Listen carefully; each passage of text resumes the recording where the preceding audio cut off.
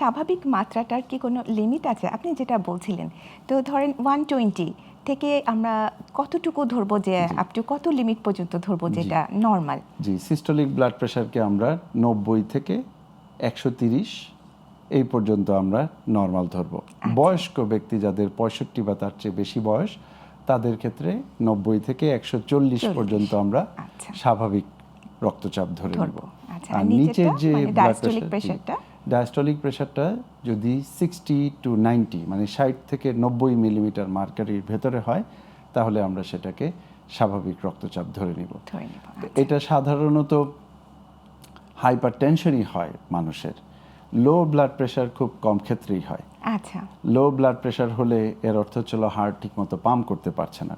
কোনো স্বাভাবিক মানুষের ক্ষেত্রে অথবা বিশেষ করে মহিলাদের ক্ষেত্রে যাদের ওজন কম, তাদের লো ব্লাড প্রেশার হতে পারে। কিন্তু এটারও একটা প্রেশারের মাত্রাটা যদি একটু বলতেন। যে লো ব্লাড প্রেশার দেখা যায় এটা কি ক্লিনিক্যালি ইভালুয়েট করার একটা বিষয় রয়েছে। আচ্ছা, কারণ হচ্ছে হলো যে কতটা লো হলে আমরা এটাকে লো বলবো, এর সুনির্দিষ্ট কোনো মাত্রা নাই। আচ্ছা, কারণ হচ্ছে হলো যে একটা ব্লাড প্রেশার যখন স্বাভাবিকের থেকে নিচে নেমে যাবে, তখন একজন পেশেন্ট বা একজন ব্যক্তি সিমটোমেটিক হয়ে পড়বেন। আচ্ছা, তখন আমরা হয়তো লো বলবো, আর অন্তত মানে তার কিছু লক্ষণ হয়তো বা প্রকাশ পাবে। আচ্ছা, তবে প্রকোপ যদি আপনি চিন্তা করেন, তাহলে লো ব্লাড প্রেশারের থেকে হাইপারটেনশন বা উচ্চ রক্তচাপের প্রকোপ কিন্তু অনেক গুণ বেশি। আচ্ছা, যে প্রশ্নটা আপনি করলেন, এর আমাদের দেশে যদি সমীক্ষাগুলো আমরা দেখি, যে ওয়ার্ল্ড হাইপারটেনশন তো মাত্র গেল,